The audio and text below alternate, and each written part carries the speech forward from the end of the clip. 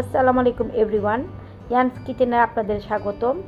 আজকে আপনাদের জন্য নিয়ে আসলাম চট্টগ্রামের ঐতিহ্যবাহী মেজবানি বিফ। সহজভাবে কিভাবে আপনাদের অথেন্টিক রেসিপিটি দিতে পারি সেই টিপসটাই আমি করেছি। আর যখন আমি এটি বাসায় রান্না করলাম, মেহমান খেয়ে তো অনেক প্রশংসা করেছে। আপনারাও অবশ্যই এটি রান্না করবেন, আপনাদের বাসায় মেহমানও আপনাদের অনেক প্রশংসা করবে।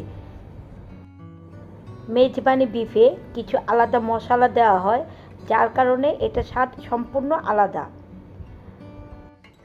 আমার রেসিপিটি আপনাদের কাছে ভালো লেগে থাকলে প্লিজ লাইক, কমেন্ট, শেয়ার দিবেন এবং আমাকে একটু কমেন্টে জানাবেন আপনারা কোন রেসিপিটি দেখতে চান। চলুন দেখি কিভাবে করা যায়।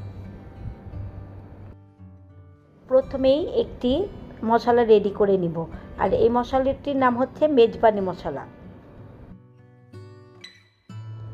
2 চামচ মিষ্টি জিরা, 1 চামচ মৌরি, 1 চামচ রাঁধুনি, 8 থেকে 10টি লং, 2 চামচ শাহি জিরা, 2 চামচ মেথি, 8-10টি এলাচ, 2টি বড় কালো এলাচ, 2টি স্টার, 6 পিস দারচিনি, 6-7 পিস জয়ত্রী। এই সব কিছু এখন একটু তেলে আমি ব্লেন্ড করে নিব।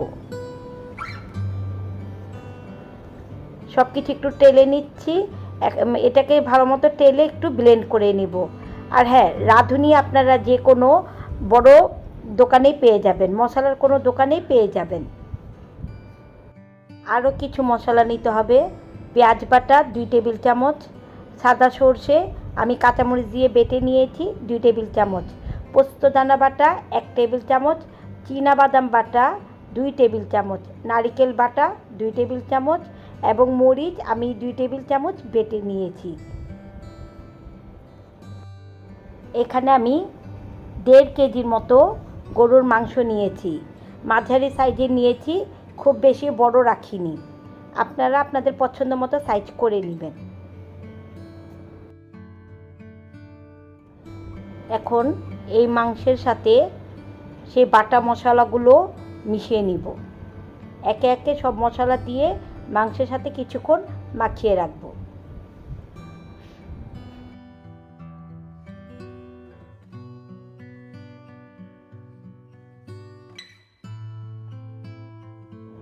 এইটা সেই মেজবানি মশলা। এখানে 2 টেবিল চামচ মেজবানি মশলাটা দিয়েছি। 1 চা চামচ ধনিয়ার গুঁড়া, 1 চা চামচ জিরার গুঁড়া, লবণ স্বাদ মতো। সব মশলাগুলো একটু ভালো মতো মাখিয়ে নিব। সরিষার তেল 4-এর 1 কাপ সরিষার তেল দিয়ে, মেজবানি বিফে সাধারণত সরিষার তেল দিয়েই করা হয়। টমেটো কুচি 2টি দিয়ে দিয়েছি। এই টমেটো কুচিটা আপনারা অবশ্যই দিবেন। এখন আবার একটি প্যানে 1/2 কাপ সরিষার তেল দিয়েছি, পেঁয়াজ কুচি দিয়েছি। এখন এটিকে নেড়ে চেড়ে কিছুক্ষণ ব্রাউন কালার আসার অপেক্ষা করব। পেঁয়াজের কালারটা চলে আসছে। এখন এর মধ্যে আমরা মাংসগুলো দিয়ে দিব। ভালোভাবে একটু তেলের সাথে মিক্স করে নিব। 2 টেবিল চামচ আদা রসুন এর মধ্যে দিয়ে দিয়েছি। সামান্য কিছু পানি দিয়ে মশলাটাকে মাংসের সাথে একটু কষিয়ে নিব। এখন ঢেকে অপেক্ষা করব সিদ্ধ হওয়ার পর্যন্ত। ফিরছি আধা ঘন্টা পর। আধা ঘন্টার মধ্যে আমাদের মাংসটা অনেকটা সিদ্ধ হয়ে গিয়েছে। আমি এর মাঝখানে 2-1 বার নেড়ে চেড়ে দিয়েছিলাম। এখন সর্ষে বাটাটা আমি মাংসের মধ্যে দিয়ে দিব। এই সর্ষের বাটাটা আমি আগে দেইনি, কারণ এটা পরে দিলে ভালো একটা রেজাল্ট পাওয়া যায়। ভালোভাবে মাংসের সাথে এটাকে মিশিয়ে দিব। 1/2 চা চামচ গরম মশলা পাউডার দিয়েছি। একটু ভালোভাবে নেড়ে চেড়ে নিব। ঢাকনা দিয়ে ঢেকে আবারও মাংসটা সিদ্ধ হওয়ার অপেক্ষা। মাংসটা অনেকটা হয়ে গিয়েছে, মশলাটাকে একটু কষাতে থাকব। কয়েকটি কাঁচামরিচ দিয়ে দিয়েছি, যে যার মতো করে দিতে পারবেন। মাংসের সাথে একটু ভালোভাবে মশলাটা কষিয়ে নিব। আমাদের রান্নাটা হয়ে গিয়েছে প্রায়। মাংসটা মশলার সাথে অনেক ভালোভাবে কষানো হয়েছে, তেলটাও উপরে উঠে এসেছে। আমরা এটাকে নামিয়ে পরিবেশন করব।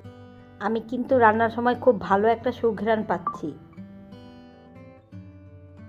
নিজের ইচ্ছা মতো আমরা পরিবেশন করে নিব। মেজবানি বিফ ভাত রুটি সব কিছু দিয়েই খুব ভালো যায়। বিশেষ করে এটা ভাত ডালের সাথে ভালো লাগে বেশি। আপনারাও বাসায় অবশ্যই ট্রাই করবেন এবং আমার চ্যানেলটিকে সাবস্ক্রাইব করতে ভুলবেন না প্লিজ। আপনারা কমেন্ট করে জানান যে আমার রেসিপিটা কেমন লেগেছে। আপনারা কমেন্ট করলে আমার কাছে খুব ভালো লাগবে। অনেক কষ্ট করে একটা রেসিপি করি, আপনারা যদি কমেন্ট না করেন তাহলে আমাদেরও মনটা খারাপ হয়। আমার চ্যানেলটিকে প্লিজ সাবস্ক্রাইব করতে ভুলবেন না প্লিজ। উপরে আমি কিছুটা পেঁয়াজ বেরেস্তা দিয়ে দিয়েছি। আপনারা কমেন্টে একটু জানাবেন আমার থেকে নেক্সট রেসিপি আপনারা কোনটা দেখতে চান।